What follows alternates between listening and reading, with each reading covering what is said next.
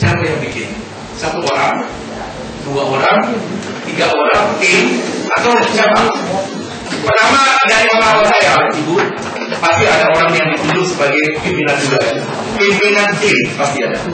Tapi pimpinan tim ini harus punya boleh bilang mitra juga kan, teman-teman anggota tim. Anggota tim itu kalau saya bisa sarankan, apabila dari berbagai unsur, ada orang sekretariatnya, ada orang akademiknya, baik prodi. Karena yang kita akan unsur nanti ada kaitan dengan pekerjaan mereka sendiri tersebut. Dan juga sebaiknya harus selalu dikonsultasikan dengan para tinggi pimpinan. Jadi pekerjaan itu sampai ke sana. Jadi jangan sampai kita cuma hanya level paling atas saja, tidak pernah melibatkan yang lain. Nanti tidak pas juga. Tapi jangan juga tim kita hanya bersifat orang sekretariat saja. Gimana orang sekretariat? Saya mau punya pengalaman gini. Orang sekretariat kira-kira berani nggak ngomong pada dekan bahwa Pak salah gitu loh. Berani nggak kira-kira? Nah ini yang saya ingin sampaikan. Tolong dilibatkan semua unsur. Kalau ada 10 unsur 10, ya kita bisa lihat ada yang bisa kita ajak dan tidak itu perlu. Mungkin ada beberapa orang yang perlu. Kita dulu waktu saya masih di tempat saya yang lama, kita ada 8 orang pertama ditunjuk untuk membangun diskusi. Dan kita harus bahu-bahu dalam arti bahwa saling mendukung, jangan sampai tidak. Jadi seolah dari championnya. Tanpa itu sulit sekali. Dan boleh dikatakan bahwa yang mengerjakan secara tim yang bisa berpengaruh juga tuh. Berpengaruh termasuk dia juga harus bisa berkomunikasi baik dengan paling tinggi pimpinan bahwa harus begini dan sebagainya. Karena tulisan-tulisan di situ jangan lupa. Sekali lagi saya ingin mengatakan bahwa ketika Bapak Ibu sekalian menggunakan dan membuat SPMI, itu semua universitas, semua perguruan tinggi yang Bapak Ibu sekalian ada di situ, sekolah tinggi itu, Bapak Ibu paling kuasa semua aturan mainnya. Dan itu adalah merombak semua tatanan yang ada di dalam perguruan tinggi itu sendiri. Sudah ada semua di situ, lengkap semua dokumennya lengkap. Formulirnya, itu ada semua di situ. Kebijakan pun ditulis di situ. Jadi itu melibatkan, boleh bilang kalau kita bicara SPMI, itu kita bicara satu perguruan tinggi. Jadi sekali lagi Ibu, itu mungkin perlu dijaga posisinya. Dan mungkin timnya sendiri harus solid Ibu, jangan sampai disuruh juga agak suka, sulit dan lain sebagainya. Itu perlu. Ada undang lain? Ada pertanyaan lain? Ya Ibu. Nama saya Widya Agustina dari Stikes Semangali Malang. Ini Bapak saya melanjutkan dengan pelatihan ya. Memang betul seyogyanya kita melibatkan semua unit yang ada di tempat kita agar lebih cepat itu ya Pak ya. Terus yang saya tanyakan letak dari SPMI ini. Letak dari struktur SPMI ini seyogyanya ada di mana? Ada di mana gitu. Jadi dalam struktur organisasi ya. Kalau saya lihat bagian di sini Pak, di dalam standar nasional dan bagaimana tidak pernah mengatakan dia ada di mana. Tetapi dari pengalaman saya itu dia adalah staf dari rektorat atau pimpinan yang tertinggi di situ. Ada di situ jadi. Dia kan tidak ada dari dekan kan, tapi dia staf langsung di bawah pimpinan. Itu letaknya di sana. Boleh kita coba. Kita boleh berdiskusi. Dia mau taruh di mana? Karena secara struktur organisasi, dia kan tidak berfungsi sebagai seorang fungsional dalam akademik maupun non akademik yang bersifat sekretariat. Jadi kalau tempat saya meletaknya di bawah langsung di staf dari. Jadi boleh dikatakan bahwa kalau kita gambar ini adalah pimpinan tertinggi, di sampingnya itu adalah dia ada. Yang akhirnya menjalankan semua sesuatu yang ada di dalam organisasi tersebut. Mungkin kalau punya pengalaman, ini penting juga. Terima kasih sering ya. Di mana letak staf yang bertanggung jawab itu kalau dari tim memberikan 2 alternatif khusus, ada staf khusus yang menangani SPMI, dia membantu pimpinan untuk dokumentasi, tapi juga ada model emergen. Jadi fungsi-fungsi SPMI itu langsung dipegang oleh struktural. Kalau tidak salah di ini begini, dan diskusi sama Mas Sugeng, Bu Evi, begini kita melekat. Tapi kami itu ada unit tersendiri, unit jaminan mutu, dan masing-masing ini untuk teman saya punya kelebihan dan kelemahan masing-masing. Barangkali disesuaikan dengan kebutuhan dari masing-masing mana yang cocok begitu. Ya. Kalau misalkan dari pimpinan siap, mungkin kerjanya lebih pas karena langsung menyatu dengan polisi yang ada di Terima kasih. Ya, terima kasih Pak. Jadi tergantung dari ini sendiri. Yang saya mau sampaikan juga adalah bahwa Bapak Ibu sekalian, mutu itu didukung oleh semua. Jadi jangan sampai bahwa ada yang memang ada yang akan berurusan atau yang direpotkan dengan sistem penjaminan mutu. Betul. Dia akan dokumentasi segala macam. Tapi mendukungnya sebuah tempat.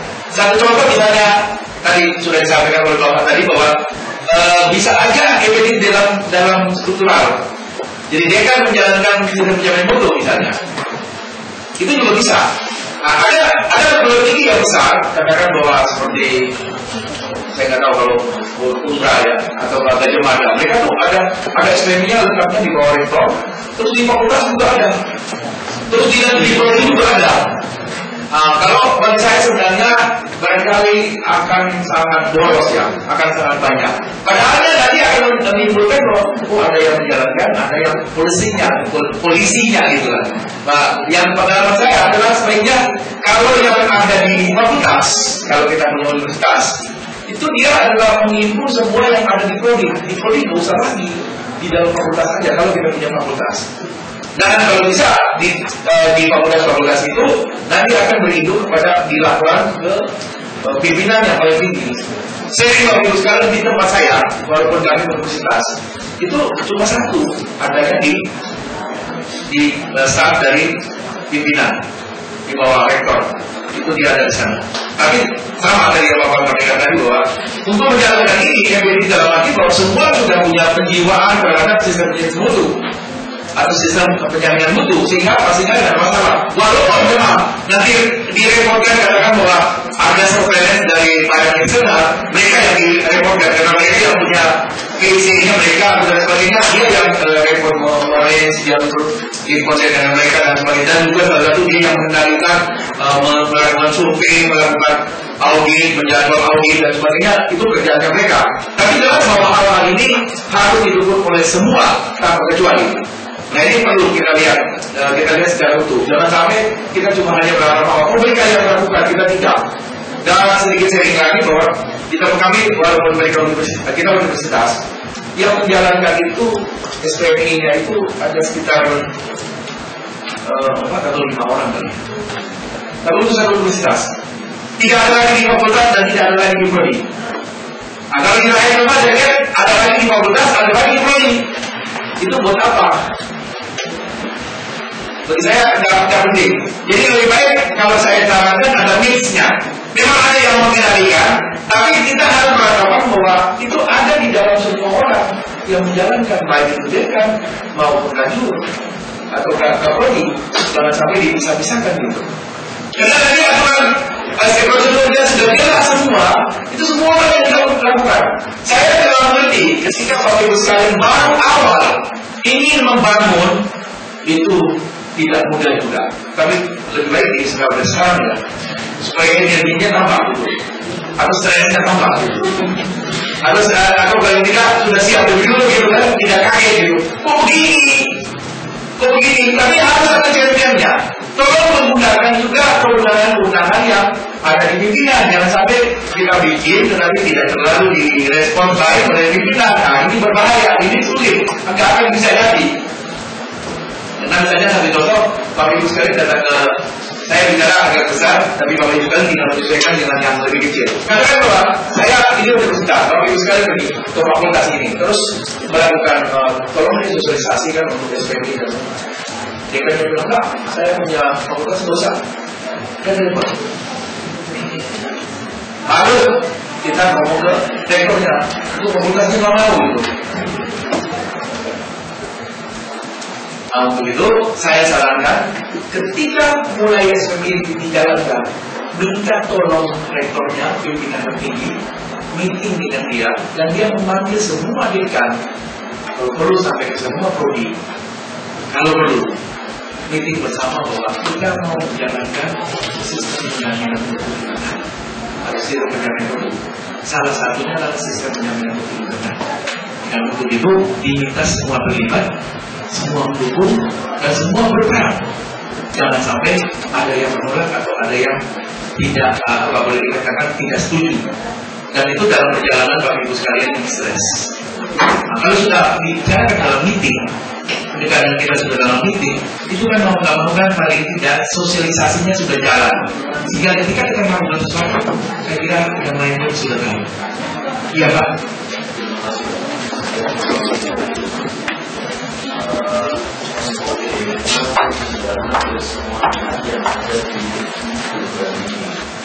Sedangkan mengenai tim penjamin mutu, merasa menganggap istilahnya tim penjamin mutu.